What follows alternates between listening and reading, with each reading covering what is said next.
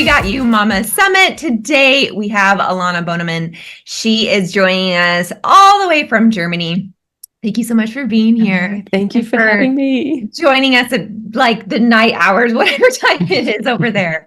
Alana, she is a naturopathic nutritionist, and she dedicates herself to guiding women towards their feel-good weight. And we're going to talk about what this, feel-good means kind of in today's society. And she helps them foster this positive relationship with food and getting rid of that mentality of this diet culture that I think is really important that we set ourselves straight on a little bit and help us realize that food can be medicine. Using food as medicine, right, to fuel our bodies, and letting go, stripping away all the complexities of fad diets. And she's developed a really cool philosophy centered around nourishing the body's needs, implementing sustainable and gentle practices that I appreciate are also like realistic, right? That can blend into, family life. She focuses on energy, which we've been talking a lot about, like sleep, mental health.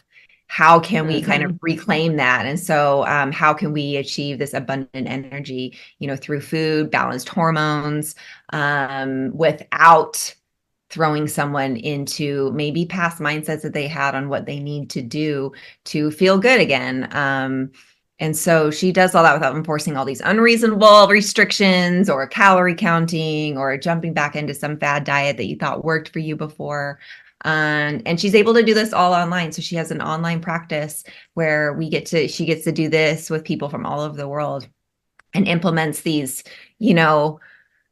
I think once they chat with you and get to know you and you're on the path, they're easy to implement. I think we make it way too hard on ourselves and too complicated. And then we just give up and then we do what we used to do, or we go the other end, right? And do maybe choose and do and act in ways that, make us even more unhealthy. And especially after these babies are born, our bodies change and they need different things.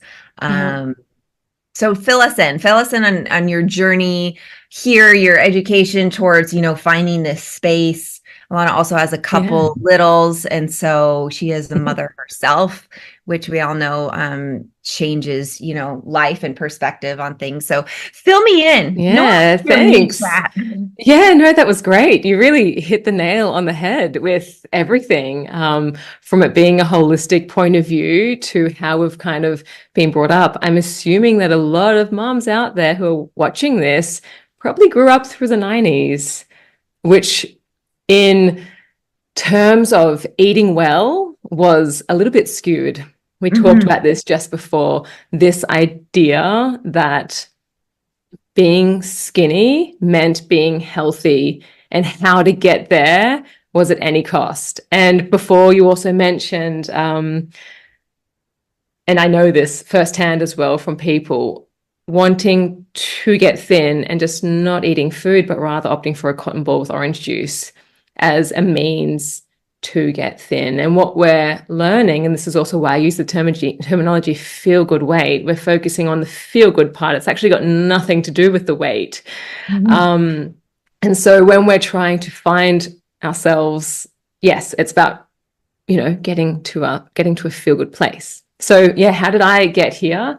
As naturopath, nutritionist. I'm actually from Australia, but living in Germany. My partner's here.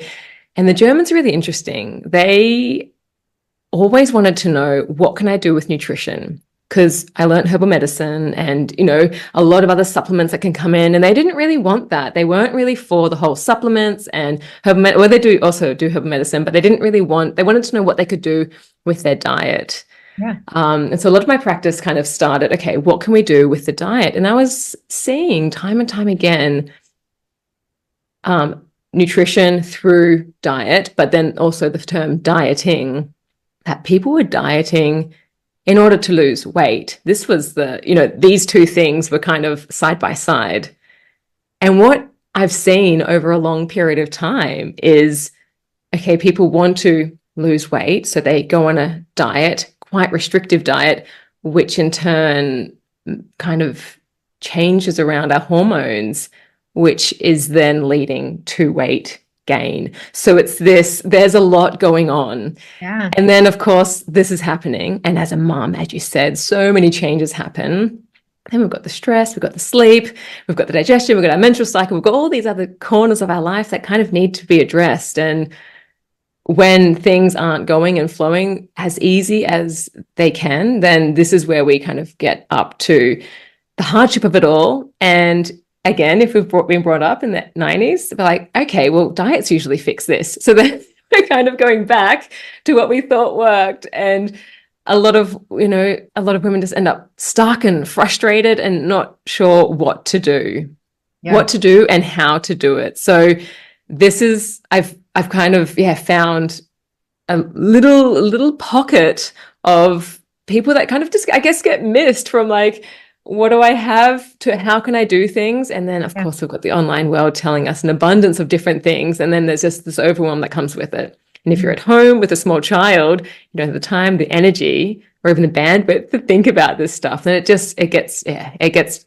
too much all too soon. And then you just kind of give up in the end when you feel like you can't do it. So yeah, it's just through my own, I guess through my own journey a little bit, but then also in practice, just seeing this time and time again as well. Yeah, no, and isn't it funny how things change over time too? Like some aspects of this, world and diet culture are almost worse, but then you're better, but then you're seeing more diversity in even just body imagery. But then, there's some lashback on that of like, what is healthy, it's not healthy. And what is that? This healthy, what, you're saying healthy little side and what, weight, right? Like what? That's the thing. It comes down to you. What I consider healthy for me and how I look and how I feel is different to the next person. Yeah. And, as moms, actually, like, do you have energy? Do you wake up in the morning feeling refreshed? Can you keep up, with your kids? Are you getting to the evening and just crashing with energy? And usually high stress, exhaustion, that fatigue. Well, then also when it comes to diets and nutrition, a lot of sugar binging also then comes into this, and this also ropes in with diet culture, like dieting as well. So it's really, stripping back what it is, what it means for you to feel well. Right. Yeah. And kind of grasping a lot of those tools, or, we even partnered up with this company, and it's funny how she is in the food industry, in the food, like packaging, delivering, industry. And then she's 32 weeks pregnant. And so she started a sub company off of her, in Good Eating. And she started this Nourish, and I feel like maybe I'm saying the name wrong, but she started Nourish, and it's part of, a lot of stuff that we're talking about here, and people can find it on our site as well. But she's like, I wanted to provide something that's healthy, nutrient dense, and isn't gross. She was like, and actually the whole family will want to eat, this lasagna, because she stripped certain things out of it that postpartum, maybe not make you feel so good, but then added certain things to like, up the protein content, and she get, the kids, like everyone loves it. It's not, and then that it's affordable and it's accessible. And I was like, that's, amazing. It's easy. Thinking out of it. Is that one of the most common challenges for mothers? Is it like, well, I don't have access, or I'm too busy, or it's not about me anymore? Or is it more like, I'll never, get to who I was back then? Or we hear so much like pre-baby weight. Like, so when I train my clients, like, I just like to get back to my pre-baby weight. I'm like, bounce back. Okay, well, we're going to bounce back have a conversation right now, because it's not about weight. We're actually not going to weigh yourself at all. We're not going to get on the scale, because I often say, do you feel so great when you get on the scale? Like you look at it That's and are definitely like, not feel good. you get off and be like, that's amazing. And I love it. I love when I get on. I love how I feel when I get off. I love getting Yeah. those numbers back. And I was like, if that is not you, and maybe there are some out there that like that motivates them or inspires them or whatever. But I was like, we can't focus on this number. You're more than a number on a scale. Yeah, it's unhelpful for sure. It's unhelpful. And we know, like muscle. So if you're working out, muscles weighing more than fat. So like, what does it even matter? It It's doesn't really, matter. it's really arbitrary. Because they might lose 0 pounds but drop 3 dress sizes. I'm like, so how about we focus on how we feel? And if you want to do measurements, we don't do numbers, we do like ribbon. And then you can compare ribbon from the beginning of our journey to, mid to end. And you'll see some loss, you'll see tone, you'll see these things, but I would focus on how you feel. Yeah, yeah. I mean, it's funny. For some of the clients I see as well, they say, I don't even feel like I look any different, but I feel so much different. And this is what you need to hold on to. And of course, if you're looking in the mirror and you want to look a certain way, this is one thing, but by highly restricted diets and calorie counting and weighing yourself, that's even just the mindset. That's just the wrong way of going about it. Let's just shift that whole energy in that direction towards, I'm well, I'm strong, I'm healthy, I'm agile. How can I wake up and feel good? How can I, have strength throughout the day? So this is kind of where you want to be focusing all of that energy onto. Yes, so and you're asking, so time, sorry. I was going to say, no, go ahead. No, you are. Well, I was just wondering, like, how do they, if they grew up this way, or I'm always dieting, how do you undo that, right? How do you change your approach to dieting? Like, I even hate like using that word. The word dieting, like, because it has such a negative response, or like you kind of cringe because you remember that time when you did that diet and like I didn't eat carbs and I didn't blah blah blah. Like I actually found success, but then I ended up getting more weight back. In the end, yeah. But diet. So from dieting, it's a descriptive word, right? It's not dieting and latching on to a specific restrictive diet. That's where it gets a little scary. So when you talk about nutrition, it's so important for overall health. Like, how do we change? Yeah. So this comes also down to the way we're thinking about things. We start a diet because there is a certain result that we get. Right.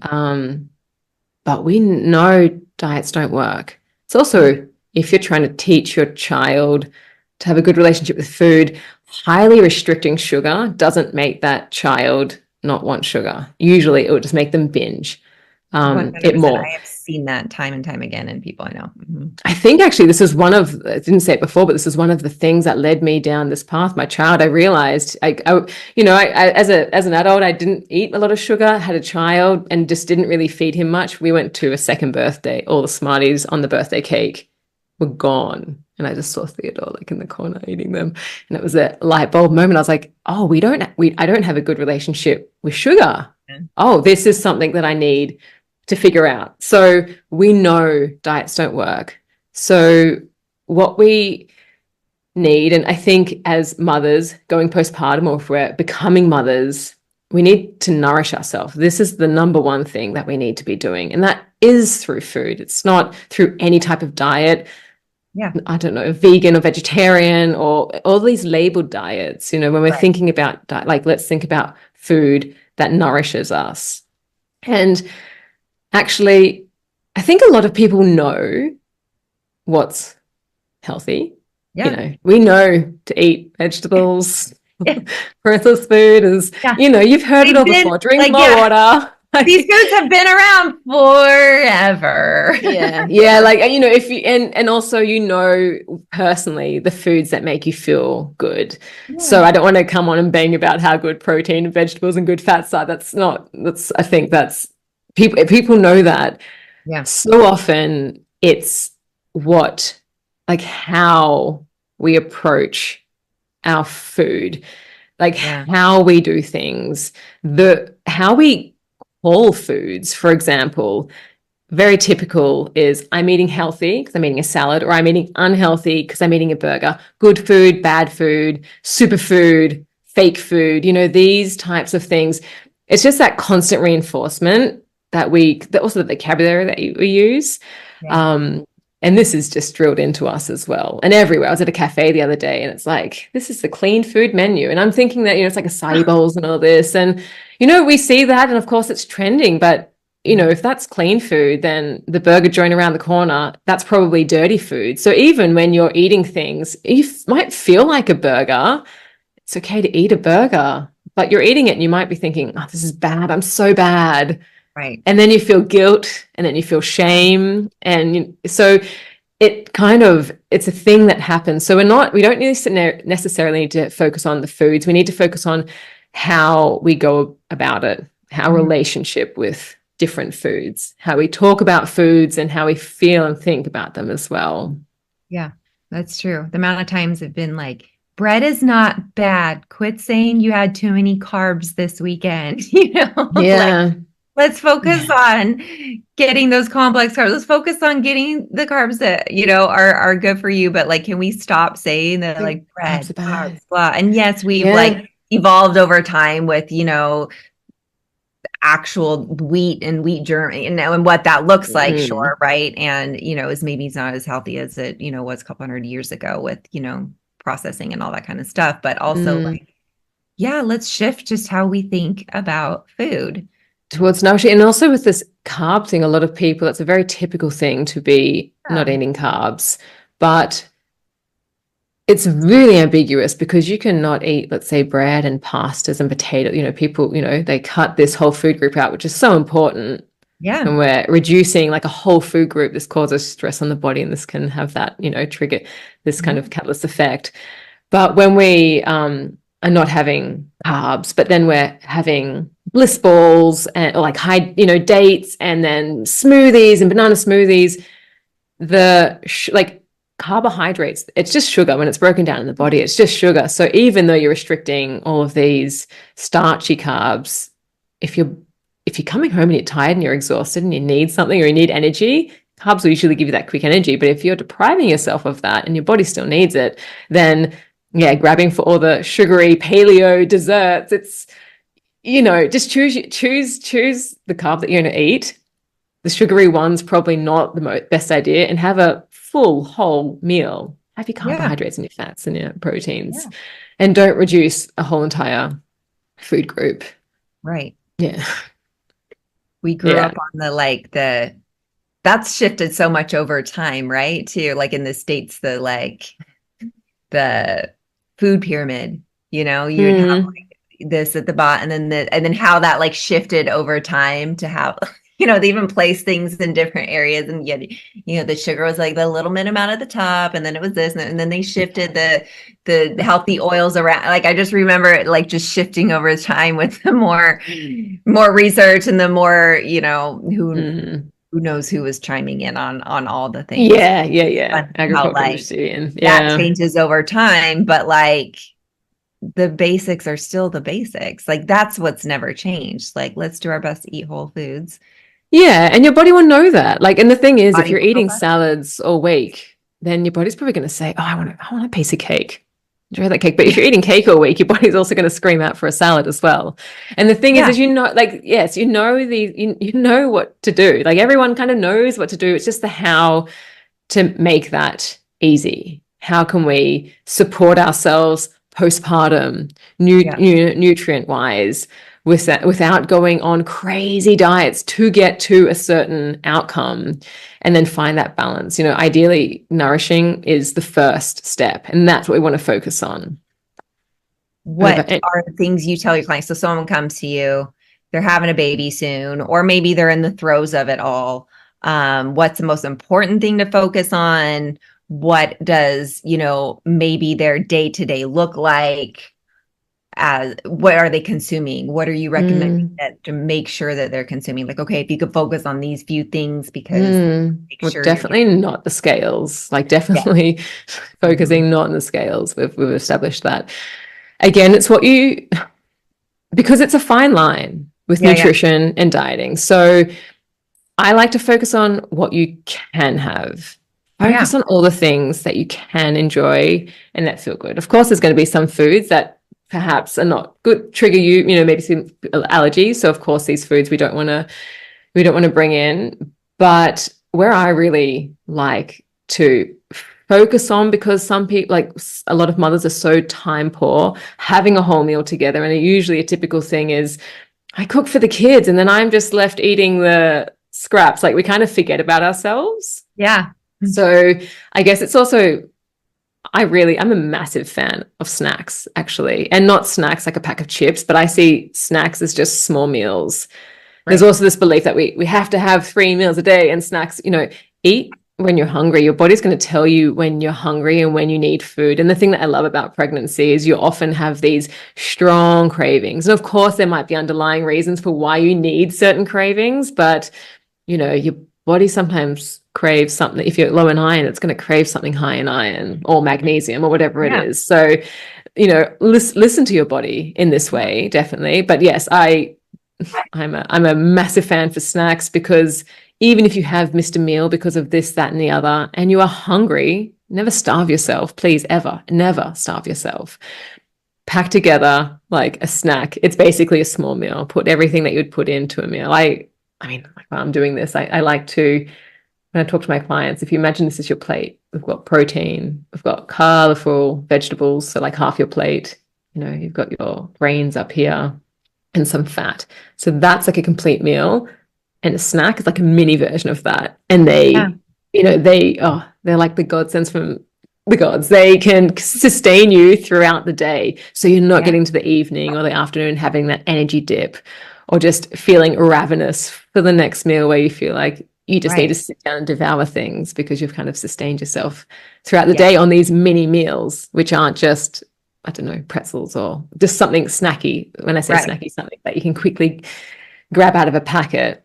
If you have a small, nourished, full, complete snack as a meal, then it works wonders. Yeah. And especially if we're healing and we're breastfeeding, and it's like, and then just having it all there, just having it there, ready to go and grab, right? Yeah. Like, even as like, I just remember my mom being there 1 week postpartum. I was just chopped up apples with like a chunk of peanut butter on the side, but like in the fridge, ready to grab and go, so that like when you're sitting there pumping or nursing or whatever, you can also be feeding yourselves.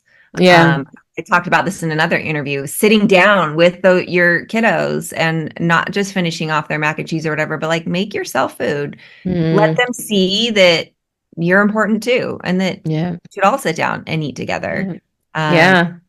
Not just be serving and plating. I often talk a lot about my clients, like, you're feeding your kids the healthiest, the wholest, and you're homemaking a lot of this baby food from all organic and this and that. And then, you're throwing back, the whatever that you found in the back of the cupboard, it's probably expired. You know what I mean? And I'm like, let's not do that. Like, be the mom. Also, like, preps that healthy stuff for her, or like has that stuff and then blends it up for the baby. I remember like making sure I ate healthy, because I was going to then throw that in a blender for baby food. Yeah, for later. Yeah, exactly. Eating what the children are also eating. And also if you're breastfeeding, it's the same thing.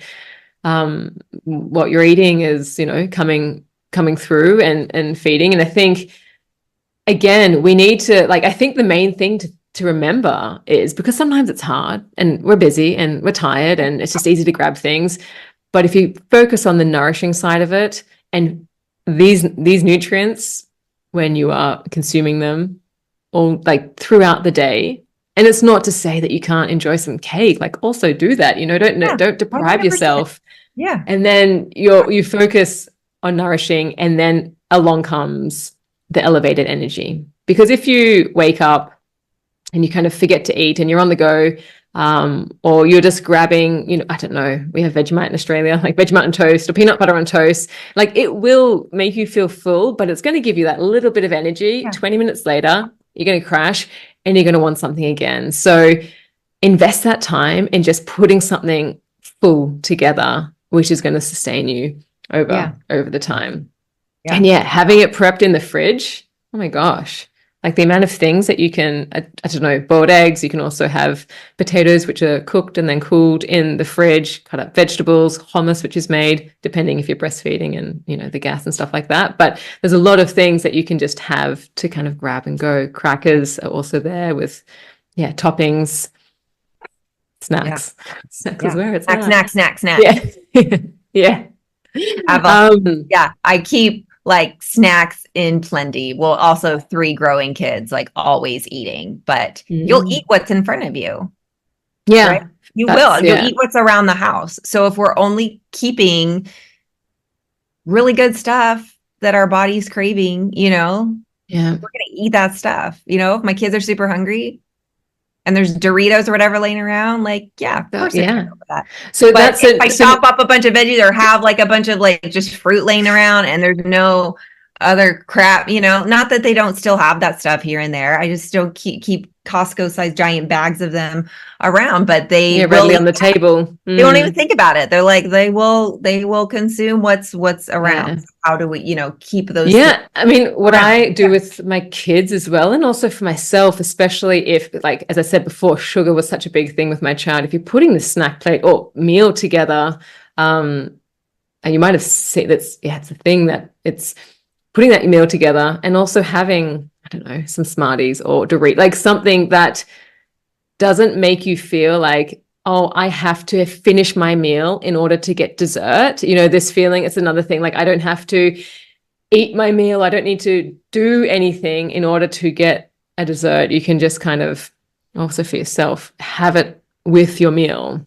It's not a big deal, you know? So it's like also like having a good relationship with food is also highly important. And that's what I said before. I think the way that we see food, but nutrition, what we eat, massive part.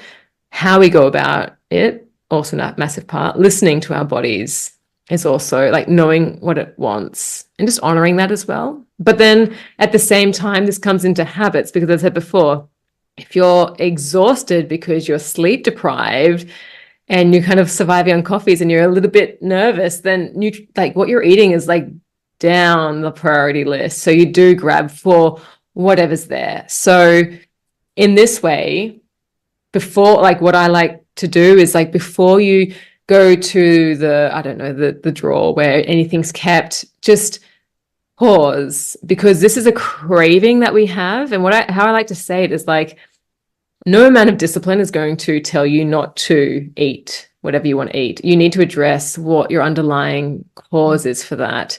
And usually from childhood, you know, if we've scraped our knee and grandma said, oh, come and have some cookies, like stop crying, come and have some cookies. We learn this. And as an adult, you're not scraping your knee, you're having a child, you're being tired, you're perhaps, you know, struggling with work or relationships. We like hard things happen, yet we still default to food. So we need to, for whatever reason, that we are kind of gravitating towards certain foods that we might not want to eat a lot of, but we feel like doing it anyway.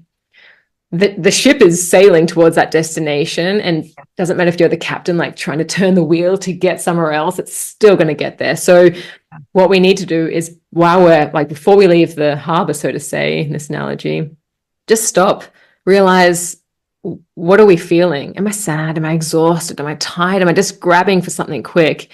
And actually what needs to happen in this point is you need to kind of rewire these habits. Cravings will only last about 15 minutes. So if you can, just distract yourself, scroll on Instagram, call a friend, make a voicemail, play with your baby, I don't know, empty the dishwasher or do something fun, maybe, you know, do something that you like, replace that feeling, like that stress, like I'm stressed, I therefore need to eat something, with something that's like a bit more like dopamine enhancing for you, fun for you. And over time, this will rewire I need to just have comfort food and binge because I'm feeling exhausted, sad, tired, or stressed, or whatever the reason is. It'll change your habit of going towards food to going towards other things that you enjoy. Right. So yeah, it is nutrition. It's also habits. And then I think on top of all of this, our mindset. I mean, you're in health as well. You probably know how important it is to have a clear mindset of where we want to go. And, you know, a lot of the time with this getting weight loss, feel good weight, like the goals always change. The goals are like a horizon. They always keep moving. It's like you get to the horizon and then the Right. There's goals, something else. and it's so you're never That gonna journey, it's like this little by little, step by step, because they all have these, massive goals. I'm like, okay, let's make that a little more time, a little more attainable for this 2-month period, because, within those couple months, we're able to, change our habits and, teaching them about neuroplasticity and how you can retrain your brain, and it can morph and grow. And like you were saying, like, you'll start to think differently because you are changing. Your brain is changing. And I think we don't often learn about that growing up. We don't often hear how much control we really do have with change and how to create change. And I think that's where I think support comes in, right? We can't always do it on our own. So we have, groups and support and people like you to help. Let's take you on this journey and let's support you through it, because you don't have to do it alone. No, I think accountability is one large part of it. But sometimes I think as mums, you do feel alone. Like, the reality is, I think for most of us, my experience included, you kind of start this and you're like, oh, like if you don't have that village of, I mean, it's great that you're facilitating something like this, but if you don't have that immediate, like sisters, cousins, aunts around you, then you're kind of like, oh no, what am I doing in all of this? Yeah. So it's really hard. And I think there's a lot of unrealistic expectations out there, what we see, how you see celebrities bounce back, what we were talking about before, and oh God, Instagram, like what it does as well. And I think to really just see, like, don't compare ever yourself to anyone else except for yourself, and perhaps how you did yesterday. Like, compare yourself with your past self. You've created a human which you didn't have before. Massive achievement. Yeah, like, and the thing is, like, through postpartum as well, we get through it. Everyone's going to get through it. There are, of course, tough times, and there are amazing times as well. But don't compare to anyone external. Don't even compare yourself to your own external goals moving forward. Just compare yourself to, am I doing better than yesterday? Did I survive today? Am I doing better? I'm doing it. Okay, I'm doing it. And then every day it's like, I lived. The baby lived. Let's do it all over again. And you're doing it. Exactly. And that's why I love, like, this. I love the name of your summit. Like, you've got this. You do actually, and with the support, you got it. Like, you're doing it, and you got it. Like, I don't know. Like, I want to say, like, you were made for this, but like some people feel like, I don't know, I'm not a good mom. I don't really feel like I know what I'm doing, or I'm not connecting, or whatever. It's like, it's in there. Like, and sometimes maybe you have to dig a little deeper. I remember, like, I bought this It's Best Mom Ever mug, and I bought it for myself. Getting to that point where you're like, I am the best mom ever for my kids, for me, compared to me. You know what I mean? Not like compared to, Jill down the street that supposedly looks as though she has it all together, but later to learn, like, massive struggles. You know what I mean? Like, that. The thing is, everyone has struggles as well. Yeah. Buy yourself the Best Mom Ever mug, and then, believe it in all the mess. Right. Yeah. And just, exactly.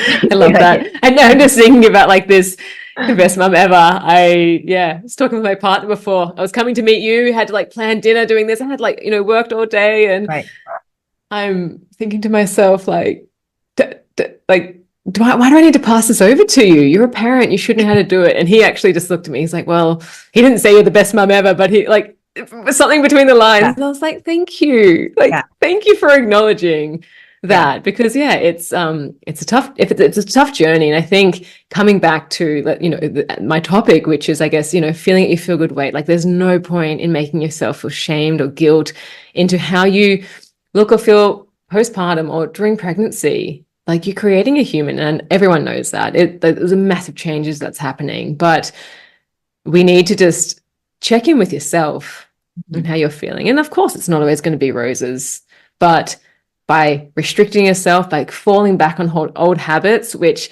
perhaps made you feel a certain way in the past, it's nothing that's going to support you long-term, sustainable in you feeling well and healthy as a mum. So if I can leave anything in part with this, it's just to focus on yourself, what makes you feel good, and put your energy there. Drop back all the restrictions. We know restrictions don't work, and feed yourself, nourish yourself with the things that you know that make you feel good. Yeah, I love that.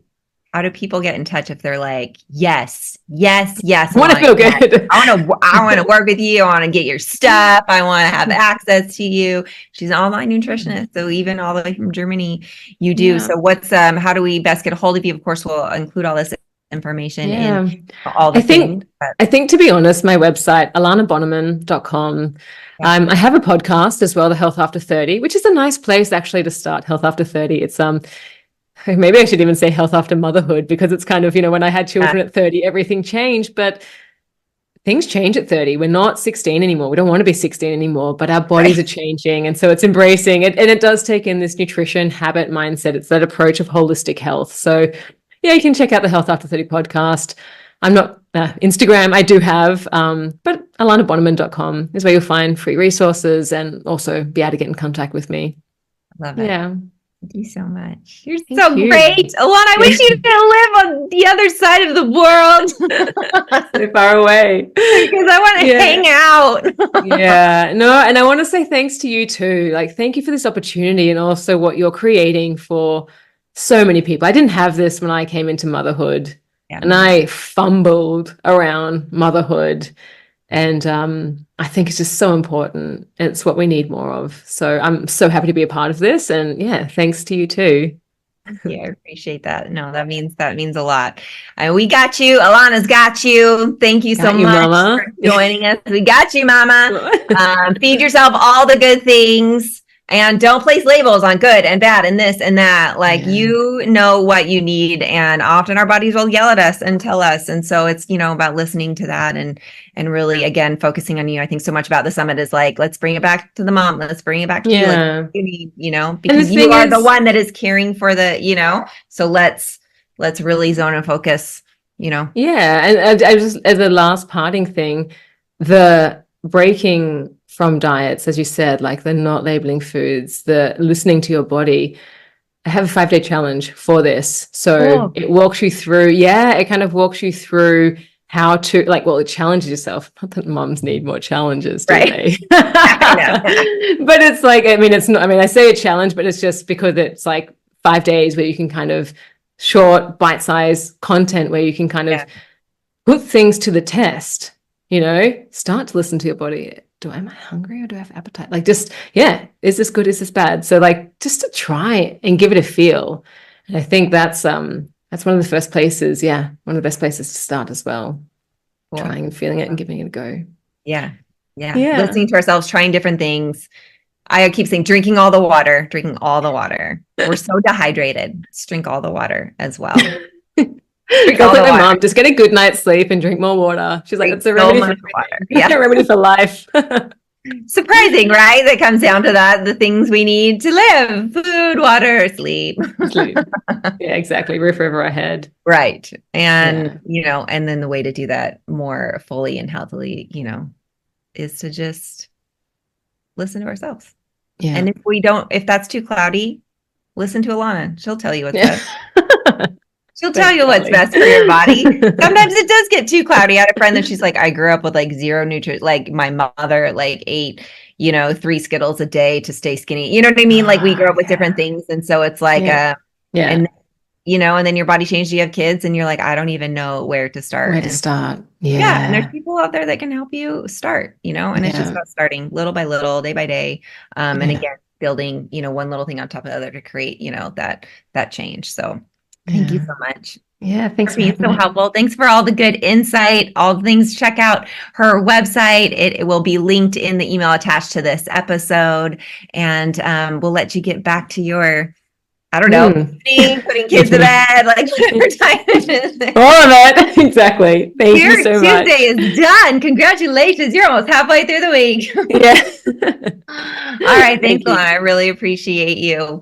All right. Take care. Bye-bye. Bye.